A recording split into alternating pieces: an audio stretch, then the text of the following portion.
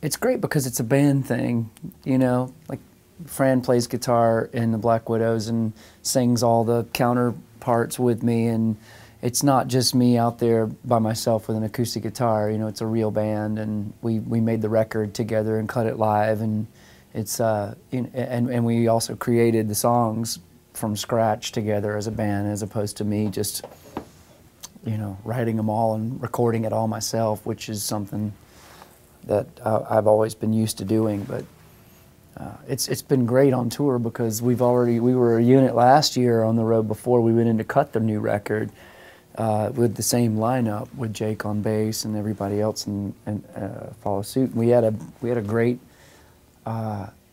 such a great, like, well-oiled machine on the road that it made sense to go in and cut a record and make it a band thing. I was excited about that too. I mean, you know, sometimes you just don't want to be alone. I don't ever want to be alone. Me either. When you're around. Anytime I've ever had I've really only had a band name on one other record, which was called the Let's Go Out Tonights, and it was really more of it was more of a solo record that I just kind of prefabricated a band and an image for. It was supposed to be taken lightheartedly, that record, you know. Whereas this is probably the first time it's been a real band, and we all have a lot of input, and it's not just my show. I guess we just never could rely on a record label or anybody else to. I've been let down so many times, being signed, you know, 5 times, I suppose, in my career to record labels that never did anything, and I always just did it myself anyway, and they would sign me just because I already had done all the work. And so when the internet sort of really took off in the like grassroots marketing of music world, that really showed that I had a way to communicate with fans as opposed to, you know, a mailbox, which was not easy. And I saw that people would start coming to shows and talking word of mouth online about us, and that anytime I would say, oh, I want to go play a show somewhere and book it, I would just put it online, and it would never even get advertised, because venues are just as bad about not promoting anything.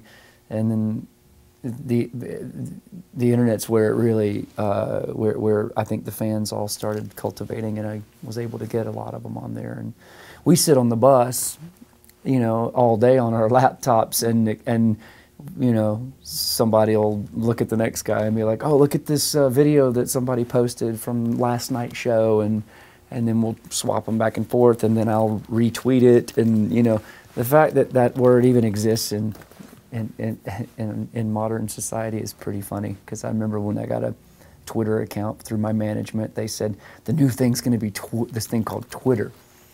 So I reserved your name, Butch Walker. I was like, well, I'm not going to use it because that's a stupid name.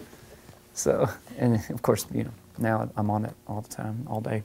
So is it really you? I've canceled 3 shows just to play on Twitter, just to like sit on my laptop on the bus because I was so into it. So that's you tweeting? I'm just kidding. What? So it's really you tweeting? Oh yeah, oh yeah. No, I mean, that would be completely stupid to let somebody else do it for me. You know, we can be sitting at a Starbucks going, espresso, send. I don't know why that's exciting for fans, but they love it. I've just been trying to take a lot of photography on this trip and post pictures every day, which is something I'm really bad at taking the time to do. But now that I have my bike on the road, I can get out and go venture out and find my favorite graveyards and take pictures. There's one right behind the venue. I think Butch is actually a better photographer than anything else. He can just stick his camera out and go, and he's got a classic photo for the ages. Everyone's got their something. I can like go on Twitter sometimes and say, okay, I'm at the venue. Where's the best place to go riding? Or where's the best place to go get a good coffee? And then 20 people will hit you back and go to this place, go to that place. And that's kind of like the new Zagat guide. Yeah.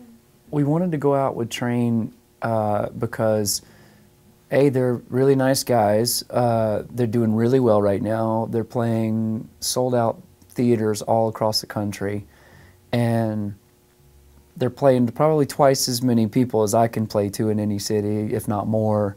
And we always want to expand our fan base somehow, because we can be comfortable going out and, you know, playing clubs and small theaters the rest of our lives headlining, but it's not really expanding your horizons, I guess. So we figured with these guys we'd go out and try to just win over a few new fans, and it's working, doing really well. Selling tons of CDs and merch at the end of the night, which is that must mean something.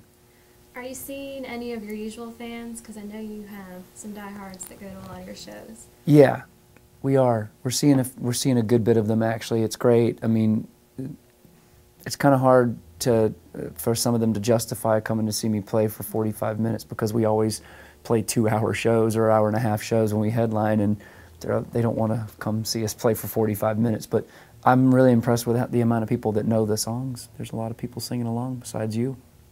Well, you can spot the diehard fans in the crowd, because they're standing up and freaking out. When it's a theater, yeah. When it's a theater and everyone has to sit, you can look out there and say, "Oh, there's that person." And 1, 2, 3, there's this little group of people over here. But you know, it's funny because that's the other thing too, is we'll be the opening act, and there'll be a seated theater, and they'll be standing up, and people will complain to the venue and the seaters, bouncers, security. whatever, yeah, and make them sit down, which is really weird. It's like, I've never been to a rock concert where you can get in trouble for standing up.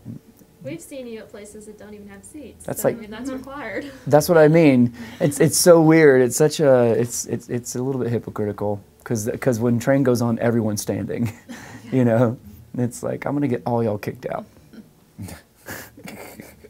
This tour ends April 10th, and then we're gonna go into the studio with this Norwegian rocker girl named Ida Maria, who is really good, and we're gonna kick out a record for her, and then I'll be producing it, and then we go on tour in May, and then in June we're in Europe all of June doing stadiums with Pink, which will be really fun. So we get to play places with funny names like Copenhagen, Stuttgart.